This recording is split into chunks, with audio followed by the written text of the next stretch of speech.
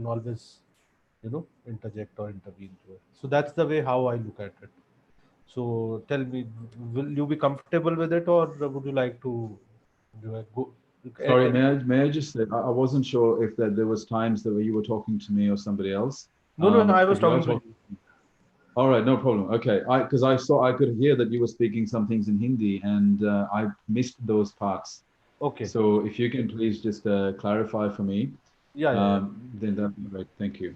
Yeah. See, what we can do broadly that I'll the format of the flow of the program can be like this, that I will just give a brief introduction of about 1.5 minutes. Then I'll start basically, asking questions, a question each from you and Piyush ji in alternatively. And then if there's any question which I've asked Piyush ji, and if you want to, you know, say something about it, or if you have a different take on it, so you're most welcome to intervene. Okay, thank you.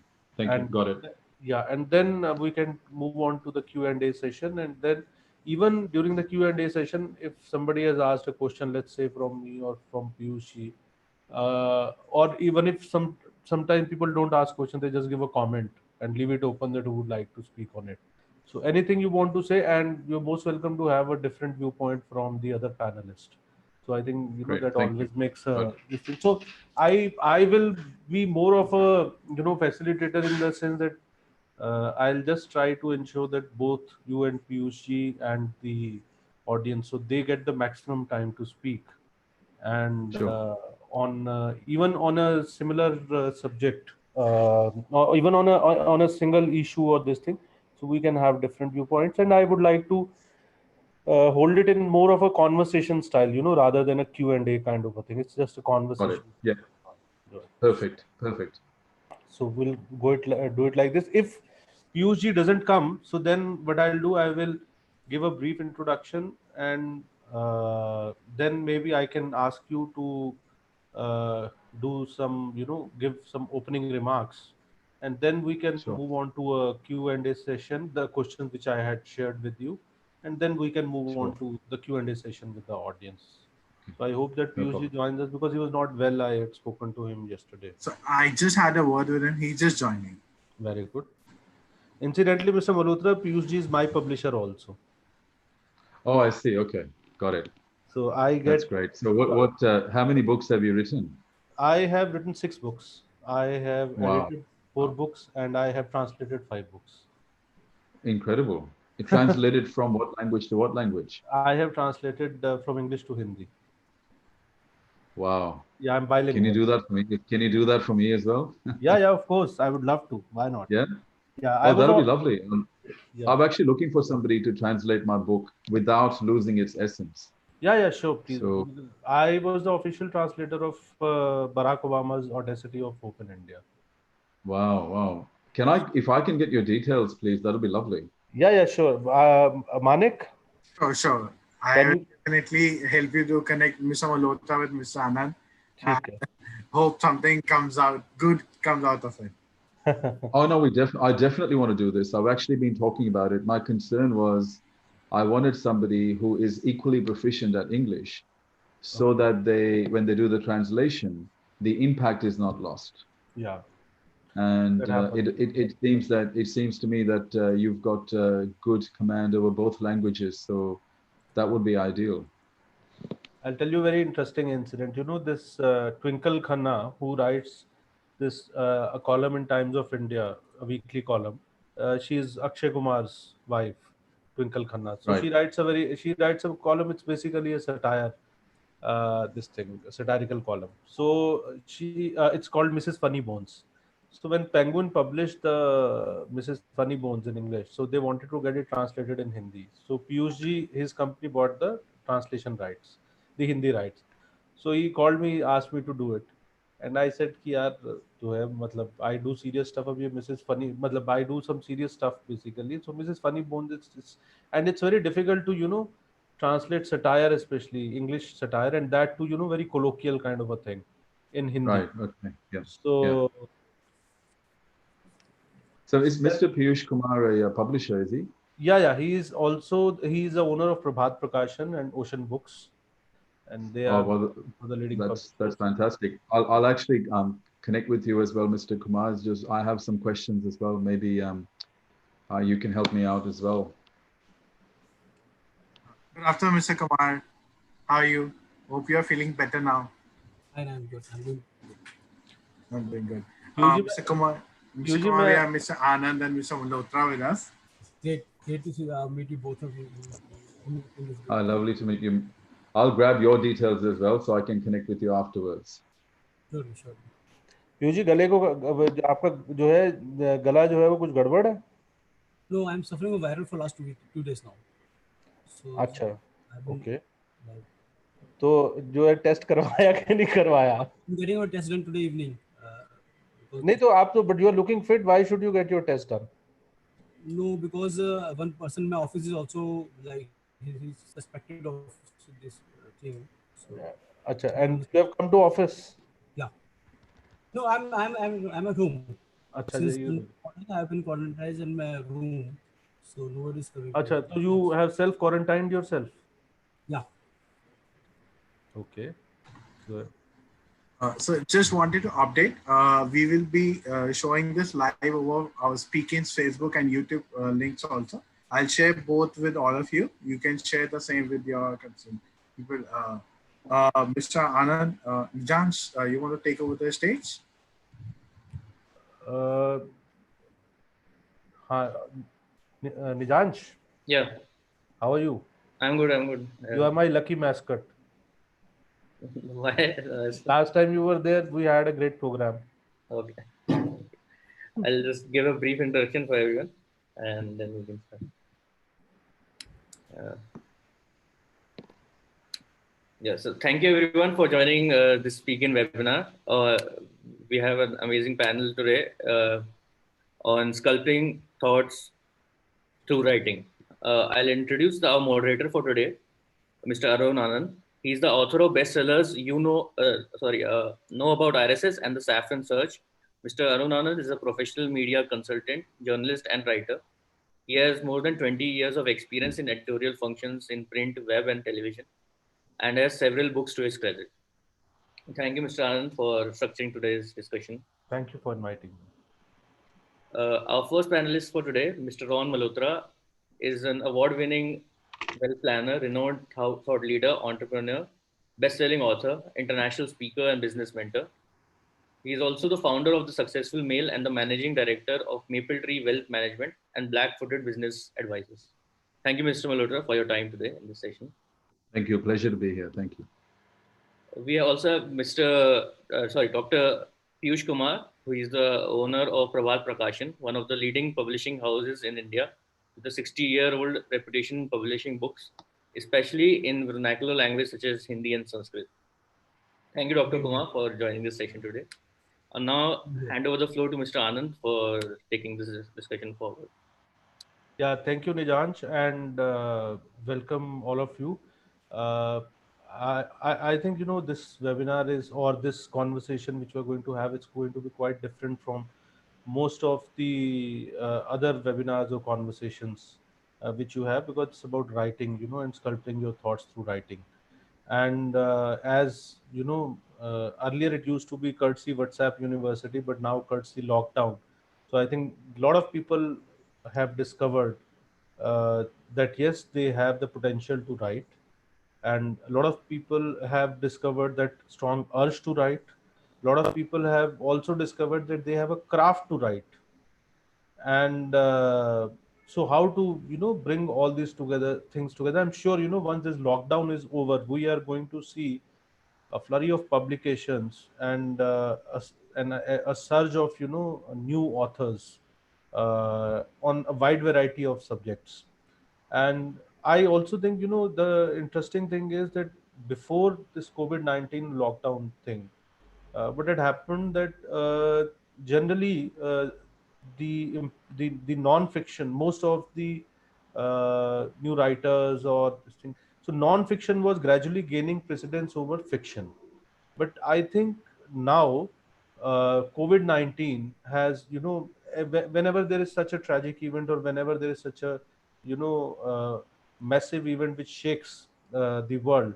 So it's always best explained, I would say, through fiction. Though largely I have myself been, a non-fiction writer, but I think we are going to see some really good fiction writers coming out of this thing. And writing fiction is, we'll also discuss this with Mr. Malhotra and Dr. Piyush, that whether it is easy to, write fiction, or whether it is easy to write non-fiction, whether it is preferable to write fiction as your first book, or whether it is preferable to write non-fiction, which languages you should be looking at when you are writing, uh, the way you need to market yourself, because there is a general impression which is not the correct impression, as far as my experience in terms of writing books and getting published is concerned, that if you get a very big publishing house, the so-called big publishing house, let's say an international publishing house which has a big name, and whose books you often see on display at the airports and in Khan market, so you feel that okay, you have arrived. But many authors, when they publish their first book, so they become so disappointed that they're so heartbroken that they're not able to come out with their second books. So I would say 8 out of 10 authors, when they enter the world of writing, and or when they, the sculpting of thoughts happen through the writing. So but then, what looks, all that glitters is not gold, they realize. So it's like any other profession or like any other industry. There's no shortcut to success here also. But the best part about, writing, or the best part about sculpting your thoughts through writing is, it's one it, it is one of those professions, or it is one of those things, or it is one of those crafts where your passion and your profession can become one. There are very few such streams which are available right now. Of course, music is one, but then art is another one, and then writing is another one. And fortunately, writing has come off age in India. Now we are also entering into probably we have entered into, a big digital age, and now the audiobooks are making a comeback. The ebooks are emerging. The self-publishing is also, available here. So you don't need to actually go to a publisher at times to become, to get published. And so all these things, you know there are these are very interesting and exciting times. And also there are a lot of people, I'm sure, who right now must be chronicling the the way this world order is changing, the historical moments which we are witnessing right now, where the whole world seems to have first come to a standstill and now, facing a challenge. So I would end my uh, conversation here, but there's just one point which I want to make. And Nijansh, who had introduced the topic, and there's a very common, I won't say mistake or this thing. So my dear friend Nijansh, I just, with due apologies to you and no offense meant to you, the use of vernacular languages is a legacy of the colonial past. Vernacular is a derogatory word for Indian languages, and you should call it basically Indian languages. This word has come from Vernacular Press Act, which was passed by the Britishers in 1880s to ban or to deal with, the Indian language publications, which were kind of, awakening the country for a freedom movement. So my humble request to all of you who are with us, and this is a mistake which is committed by, not only not a mistake, there's a common fault line which has been created by the Western thought process. So everybody calls it vernacular, so we also call it vernacular. So we should avoid saying it, calling vernacular. We should call it basically Indian languages. So I'll hold my thoughts here, and Mr. Malhotra and Dr. Piyush, both of you are most welcome. And I think, there is always, you should always come out with a caveat, or a disclaimer. And especially, writers must, take care of the disclaimer. So my first disclaimer is that Piyush ji I became a writer because of Piyush. And all my books have been published by Prabhat Prakashan or its sister publication, Ocean Books. So uh, I have got a great opportunity today to settle the score. The relationship between the writers and the publishers, it's a blow hot blow cold kind of a thing. So I'd been looking forward to this opportunity for almost 10 years now, and finally I've got it thanks to speaking. So anyway, the first question to Mr. Ron Malhotra. Mr. Malhotra, you have a background in business. You have a, in terms of the business studies, and your stream is this thing, and then you come out with a book, bestseller, this thing. So what is it that actually basically propelled you? Because writing is considered to be a very, very, I would say it's kind of a it banks on the side of a kind of a feminine. You need to have that feminine touch, that creativity. Whereas a business, when you come to business, it's basically cutthroat. So these two things seems to be contradictory. So how do you resolve this paradox? What a great question to start off with. Well, yes, you're right. There was a time when business, especially after the Industrial Revolution and as we got into the information age, business was largely perceived to be a purely intellectual endeavor. And so people who would typically opt to go into the business world were people who had a very advanced reasoning and analytical capabilities and what we would call as predominant left brain functions. But what has happened is, as we have gotten out of the information age and gone towards the digital/social age, there is a lot of emphasis on businesses that have a purpose. Okay, so if you actually consider how our entire workplace is structured, is that we compensate workers for mental and physical exertion. So you come and work for me. If I'm a capitalist, I see you as a mind and a body. You give me your mental and physical capabilities, and in exchange for that, I give you a salary, which is your compensation. Now, what has happened is, as we have looked at the entire world structure around academic education, as well as the current work system, a lot of the things that have come out now is the world is starting to understand that IQ is not the sole predictor of life success.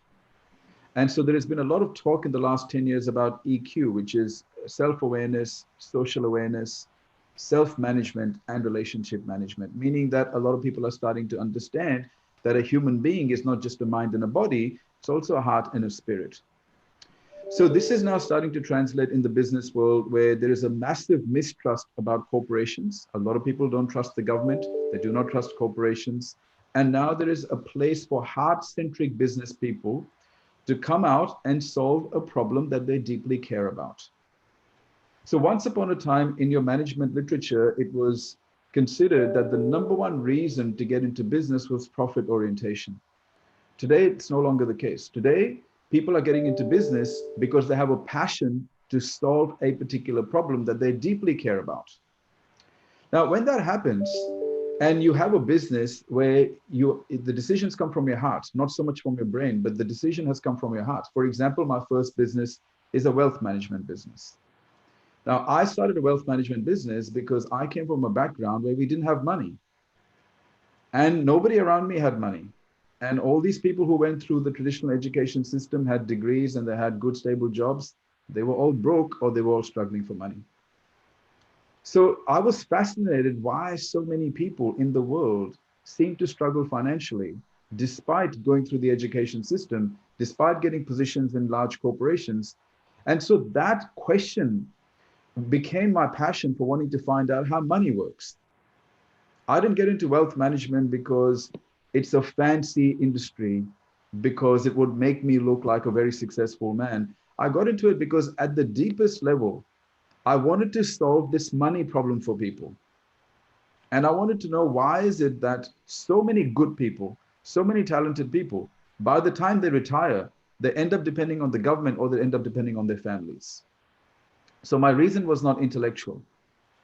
I felt something, and I felt like the majority of people in the world, obviously when it comes to financial education, are severely lacking. Now, what happens is obviously when you start a business and it's coming from that type of motivation, you have something to say to the world. You feel something, right? You want to express something. I was expecting that the wealth management world would answer a lot of my questions, but I realized that there was a lot of vested interest in the financial services world as well. And that a lot of the time, the money was not being made by investors and average people, it was being made by the financial consultants. So that's why I decided to write my first book, which is 8 Wealth Habits of Financially Successful People. The book was written because I felt that at a fundamental level, people were missing the basics of financial education. So in short, my reason for writing the book was I had something to say, which I wanted the world to know. And I felt that what was out there in financial services literature, as well as in the industry, was not adequate. So I had a unique perspective on money, which I wanted to bring to the world in a very simple format, a non-technical format, so the average person can understand the foundations when it comes to the language of money. Thank you. You have really explained it very well. And Dr. Piyush, now you have one of the leading publishing houses in the country, and your family has been in the business for more than 6 decades. And as far as I know, you have the kind of books you have published. It ranges from books or written by the Prime Minister, current Prime Minister Shri Narendra Modi, to literally the who's who, whether it is Dr. Kalam or whether it's Atal Bihari Vajpayee, and cutting across, basically people have written scientists, army men, uh, economists, so, and in both the languages, of course. Now you get a bunch of and you get a bunch of manuscripts every day, and you have been dealing with the writers who come to you, the writers who approach you. I want to know, what is your experience that over the last few years or so, what has been your personal experience while running this publishing house? What is it that is why people want to write? In the most of the people, majority of the people, what is the main motivation that they want to write and get published? Look, it's like this. And let's be candid about it. First thing is that mostly the authors who come to us as an author, first time writers, they're not much interested in the money aspect. They just write because they have something, just like Mr. Ron shared. There's some thoughts and they see something is lacking in the market, which some particular area is a virgin area where they can have a dominance and they can write and enlighten people on a particular topic. So that's the first thing which comes to their mind. And secondly, they think that if they're not writing it, it doesn't make a sense for them being an expert on a particular subject. So other than fiction, most of the people who come to us as first time authors, they are dealing with some shares, they're dealing with the fitness or some kind of education, they're doing mathematics. So people write all kind of books other than fiction as a first time author. And for the fiction author also, writing fiction has become a very easy thing now, and they got so many things are happening, and you see, I see as this is one of the best timing for publishing industry in India. There's so much of things are happening, and as per the FICCI data, we are number 3 publishing country in the world as of now. So after UK and US, we are the 3rd largest publisher of English books, and gradually we see a lot of surge in the readership also is coming up now. So, and the important thing has been the internet. With the penetration of the internet, we are able to map almost all the pin codes now. So the delivery is easy now, and we can reach people. So everything is happening, and it's very good. But again, at the challenge for the publisher is to pick and choose what to publish and what not to publish. Only in this 2 months period of time, we got 30, almost nearly 25 good manuscripts on Corona, like something to do with the Corona. We just got in the day for yesterday, we got a book, Love in Lockdown. And before that, one person is already writing a book on love in the Zoom class. So you see, there's no dearth of ideas which are coming up in the form of book form. So now the publisher has to decide what to publish. And again, the marketing aspect is very important. how do you market the book, and how do you position the, you see, almost 10 million books are being published worldwide every year. And out of these 10 million, at least 5 lakhs books are published in India. So we have to make a dent. Then you have to make a lot of marketing efforts. Mr. Arun, you're Malhotra, mute. yeah. Yeah. Mr. Malhotra, uh, what has been your experience been in terms of getting your book published after you wrote it?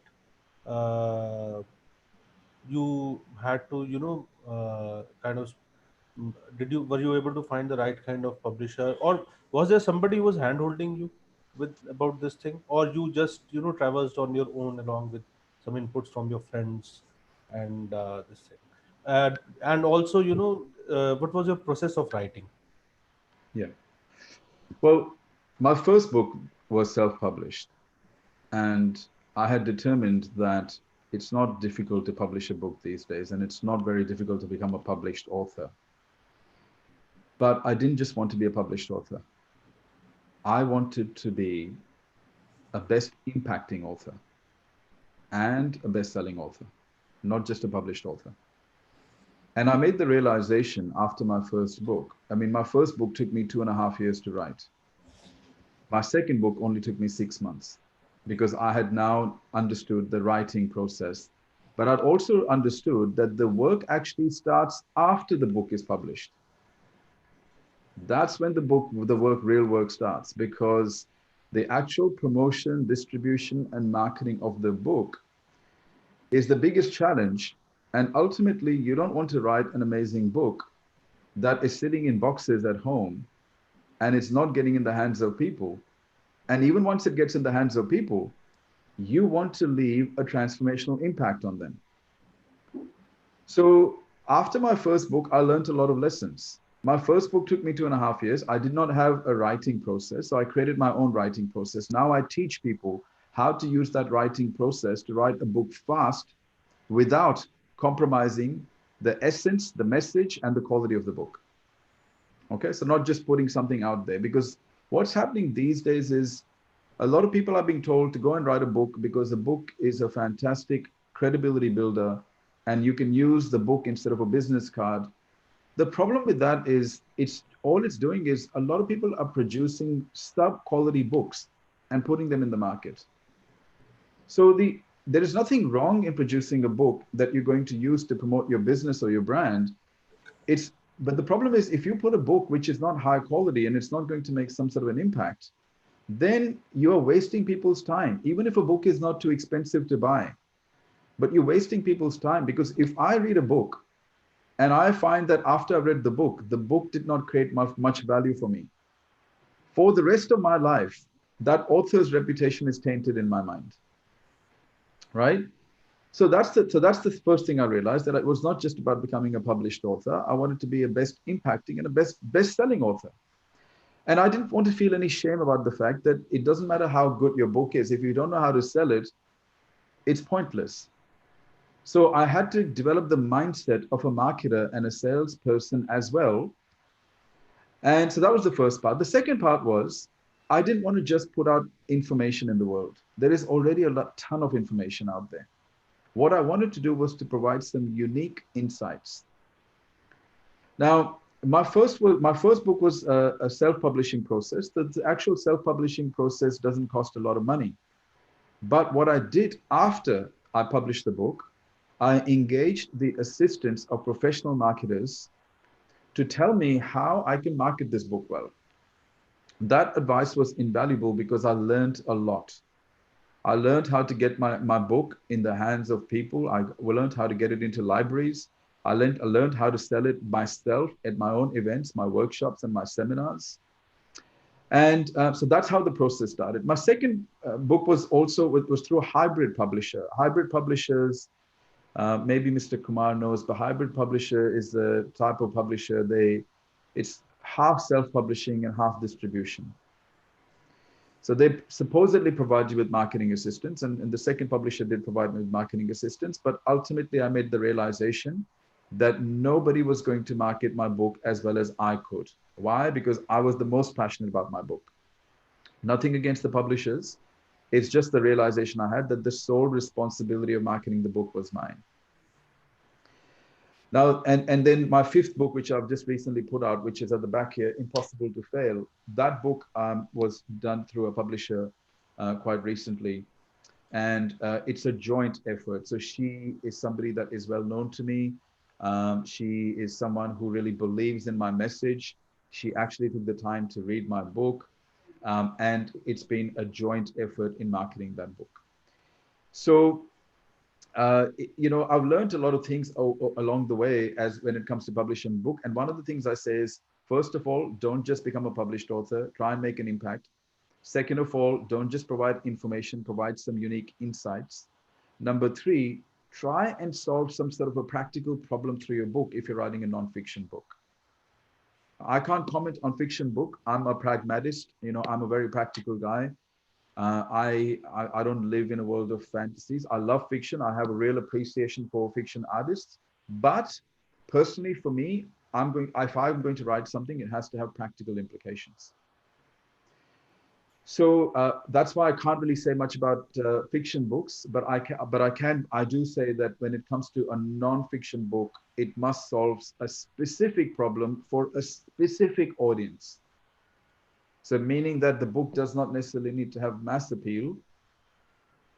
Decide who are you writing it for. So when I write my books now, and I've got my draft done for my sixth book, which I hope to launch at the end of this year. When I now write a book, I only think of one person who I'm writing it for. And what it does is it helps me make the book very conversational. As you were saying yourself, Arun, you were talking about this conversation being conversational. Let's not make it a formal Q&A. I wanted my books to be conversational, like I'm actually having a personal conversation with the person. So now for me to do that, I must have a visual of one person, not an entire group, not an entire demographic, but one person. And for me, that's been very helpful because it allows me to speak in a conversational and a more personable tone when I feel like I'm writing for one person. Piyush ji, can you hear me, Piyush ji?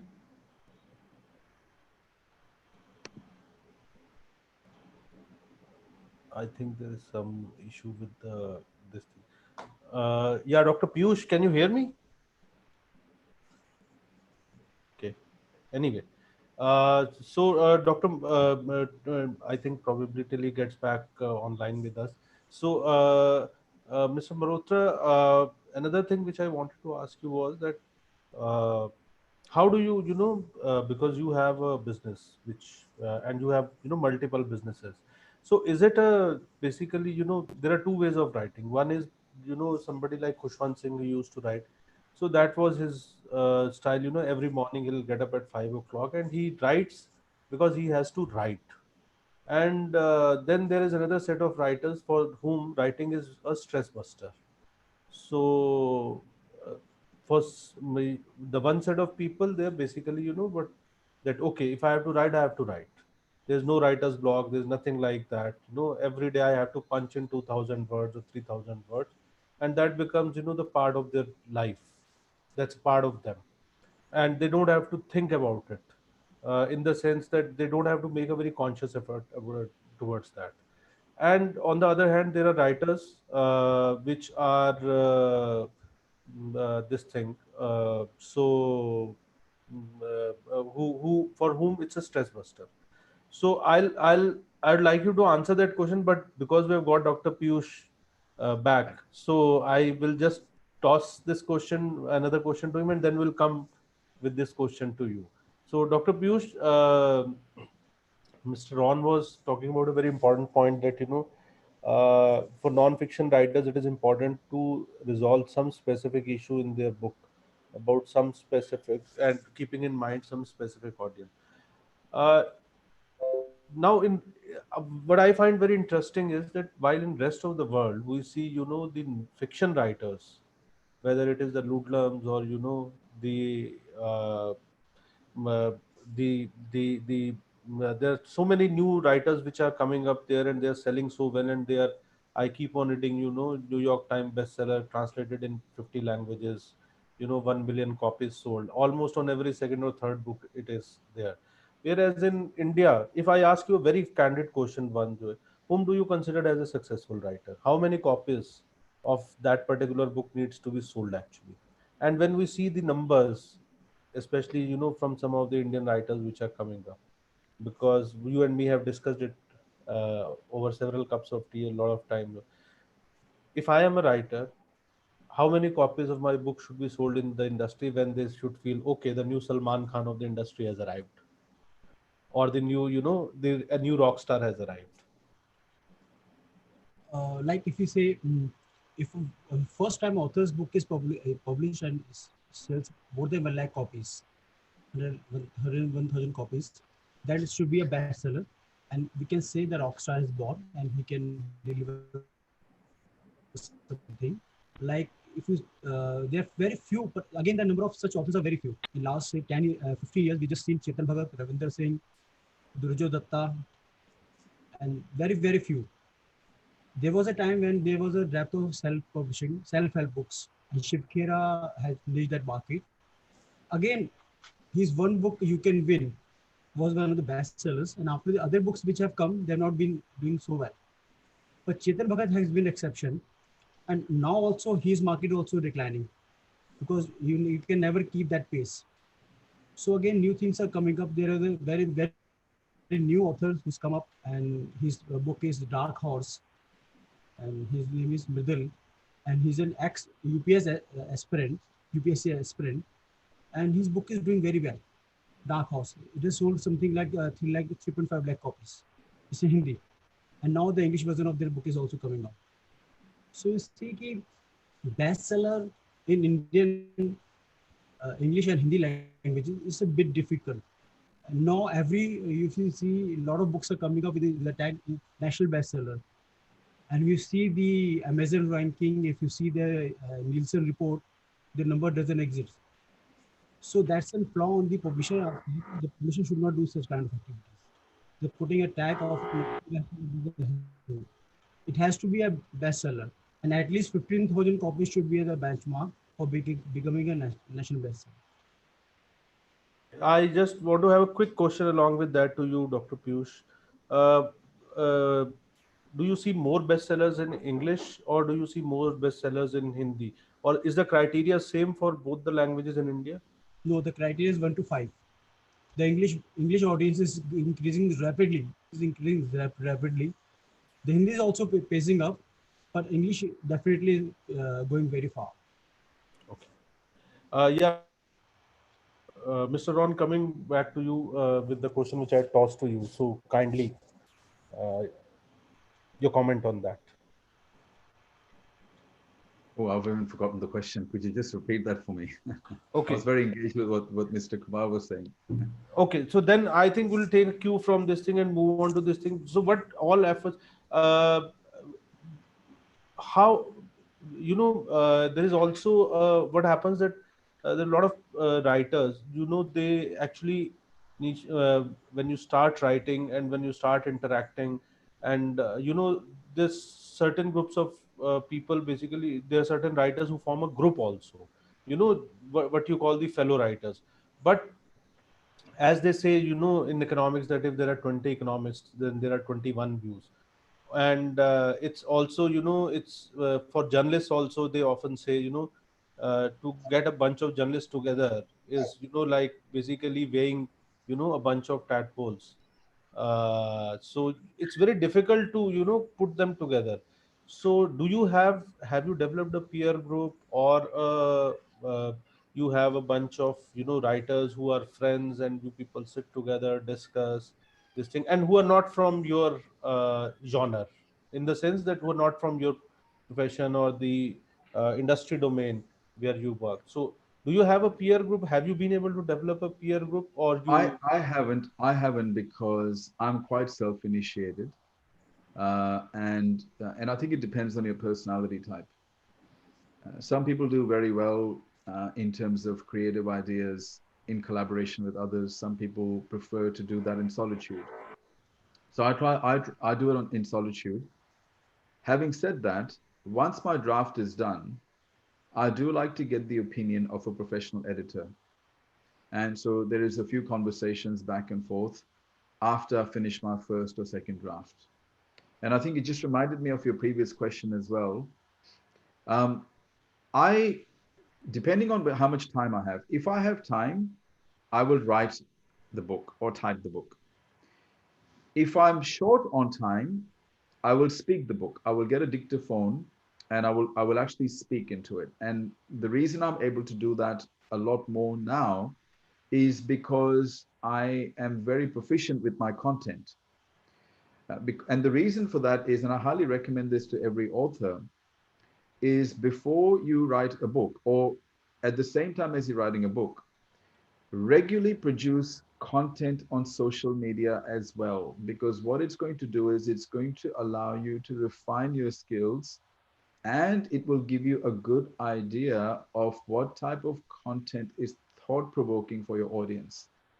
So it gives you a testing ground to be able to see what type of content. But the other thing that happens is you will start to understand your own writing style. So my writing style is very direct and it will appeal to some readers and it will repel other readers. So, but I know what my target audience is. So what I don't do is I don't dilute my message. I don't dilute my message, but I highly recommend that people do start writing on social media. Now, one of the suggestions that I make to my students when they're writing a book is when you write, you write. When you edit, you edit. Don't write and edit at the same time. Now, that's my suggestion. And I say to them, look, try it. If it doesn't work for you, you can write and edit at the same time.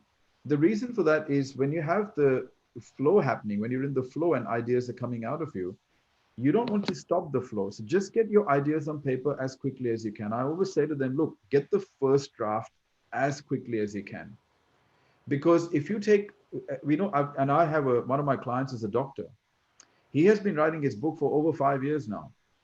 And because he's not finishing his first draft, he's not going to do it. I keep telling him, get the first draft done. And so why now I say to my students, look, don't edit the book when you're writing it. When you write, you write. When you edit, and have separate time slots for those. The other thing I tell them is have a timer. For 30 minutes, don't get up. Don't have your phone next to you. Have a glass of water and maybe a small snack. And for 30 minutes, don't get up. Just write. And if you get a block, just move away and then come back. But I even tell them, you don't need to type, you don't need to write, you can even use your phone. And now we're starting to find one of our students actually wrote his entire book on his phone. So it doesn't really matter, the medium doesn't matter, provided that you have the passion for it. But I do suggest that people start writing and they write every day. One of the best secrets to becoming a writer, it's really simple, is to write and write every day. People don't do that. They want to start when they become perfect, but the only way to become good as a writer is to constant iterations. And the more you write, the better you're going to get. That's why I'm a big fan of people sharing ideas and insights every day on social media. If you do that for 1 or 2 years, you will find that your writing skill will improve dramatically. The other thing that I tell people is also going to help them become a good writer is reading. See, behind me, I have everything from Socrates to Plato to Dante. The reason is when I read the works of amazing, eminent philosophers and thinkers of the world, George Bernard Shaw, what it does is it stimulates my mind because I can see the way they perceive things. So it's giving me a lot of different perspectives and it's giving me an insight into how these people used to think. They're some of the greatest thinkers in the world. And the third recommendation is start speaking. There is an interrelationship between speaking and writing. One results in the other. So if the better writer you become, the better speaker you become in most cases. And the more you speak, the better writer you become.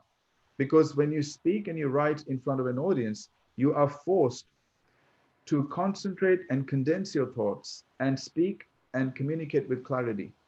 So you're forced to take your scattered ideas and thoughts and focus them and channel them. That makes you a good author as well. So these are the 3 recommendations that I make to people if they want to become a better author.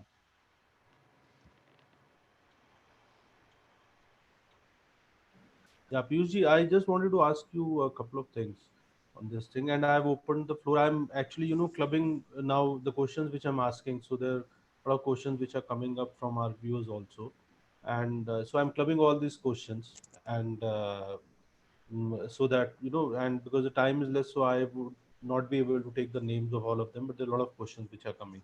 Piyush ji, you tell me why we are struggling to sell books in India. Let's leave apart, the textbooks or the educational books or the books which are required for competitive exams. But I often, meet publishers also, and we have now e-commerce platforms. We have a bigger purchasing power. We have a much larger aspirational crowd, and yet we struggle to sell the books, yet we have not been able to create, though I don't want comparison or this thing, but I'll tell you a very interesting incident. Agatha Christie, once she was asked that you are the greatest contemporary crime writers right now in the world, and what Christie said, that no, there is a bigger writer than me, and his name is Ibn Safi. Ibn Safi was a pre-independence crime writer, a writer of crime novels in India, thrillers, and his book later on he went to Pakistan, of course, and then his books got translated in Hindi also, and HarperCollins has recently come out with a collection of Ibn Safi as the translation he used to write in Urdu. So that was a kind of we had somebody like Devki Nandan Khatri who wrote, Chandrakanta, Devka, Chandrakant. Chandrakanta Santati. And if I am correct me if I am wrong, that people used to learn Hindi to read that, and people for used to reach at that printing press in Banaras 2 days earlier and sleep in front of the press. Lahiri Book Depot was the printing. Yeah, yeah. So then when the books, will get published, and then so we had icons like Prem Chand. We have, even in English, we had icons like R.K. Narayanan. And so but what has happened to us in terms of we don't seem to be figuring on that, or is it that the publishing world has become too democratized? No, no, it is not for the publishing world as such. The whole thing lies that in we from the early childhood, the entire country has we have been not taught as books, reading book other than our course material as our reading as a passion, or second thing that we should develop, inculcate. The parents are so much focused about the number thing for the percentage of the student, that we hardly look upon the other aspect. You will ask a child what do you want to become. He wants to become a doctor, he wants to become an engineer, and he can become a scientist also, but he doesn't want to become an author, like, because author is not known as an identity as a whole. So that's one of the reasons. But again, I always say apna time aayega, and this is the rightest time which has come now. So this all thing has been in the past now. Things are coming up very fastly, and we are with the kind of numbers that we see of the sale from the Hindi books, the things are very good. And again, by say 2020 22, India would be one of the largest producer. As of now, we are the third largest, and by 2022, we should be the largest seller of books across all languages. So this I'm talking other than textbooks. So again, the things are coming up and things are shaping up. It is just that we need to target and make people, students realize that reading as a passion should be created. So that is one thing which was missing now, and things are taking up because again the literature in other languages not coming up at par. What used to be written by Premchand, Mahadevi Verma, and Rabindranath Tagore, the literature which is coming up now is not at par. Now I think we have just kind of a 1.5 minutes left, so I'll just take a one quick take on what's your advice for from both of you. The last key takeaway from this conversation, that what would be, Mr. Malhotra, what would be your advice to all those who want to be sculpting their thoughts through writing? So one quick advice, one or two quick advices from where they should start.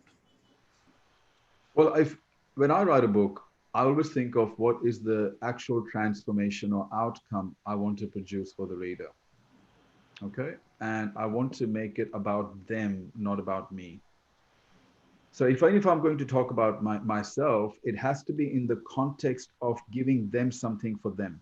So I always put the actual reader at the center of my book. But I always ask myself before I put pen to paper is what is the actual outcome or takeaway that I want them to take after reading my book? So I always start with the end in mind. I don't want to put a book for the sake of putting a book. My book, for example, Impossible to Fail, was actually for the Indian market. And I wrote it for young people in India because a lot of people are afraid of failing. And so it was a very specific self help book to help people understand that the only way to success is by failing. If you avoid failure, you avoid success, but also giving them some time tested fundamentals on how to achieve a lot more in life.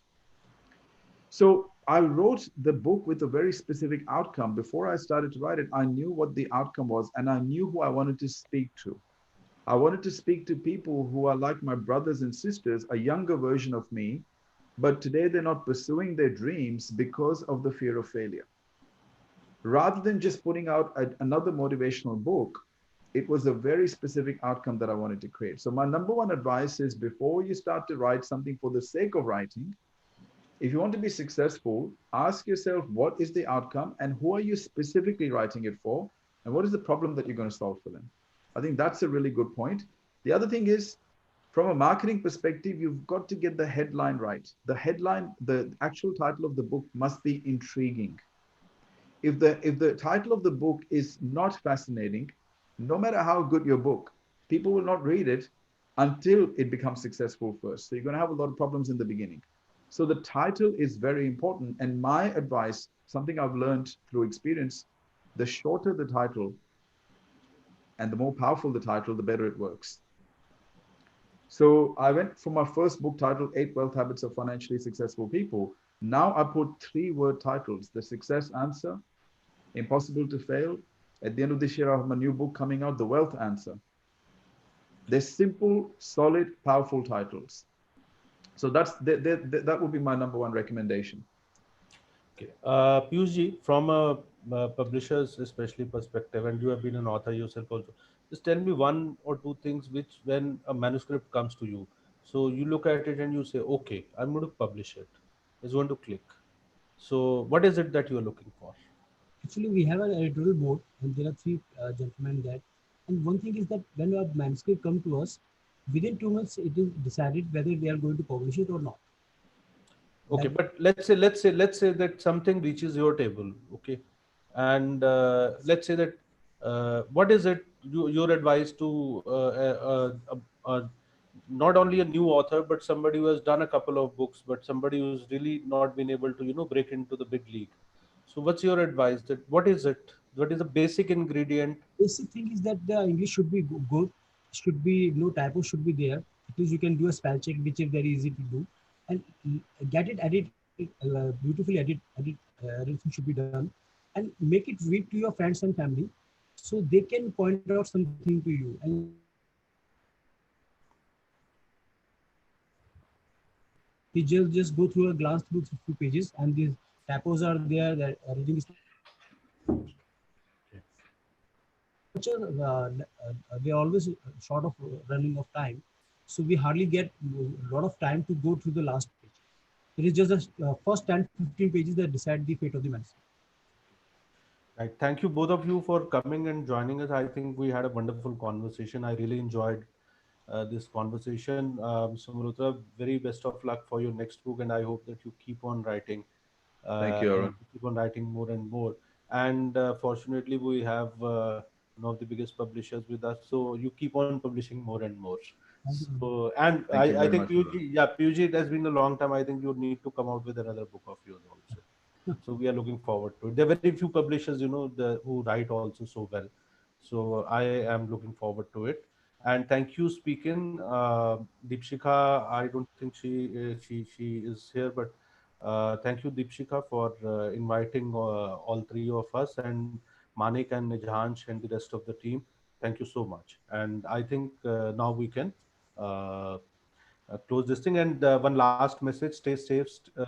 Stay home, stay safe, and take care of your health. Thank you. Thank you, Arun. Thank you, the team at Speaking. Thank you, Mr. Kumar. Thank you. Thank you.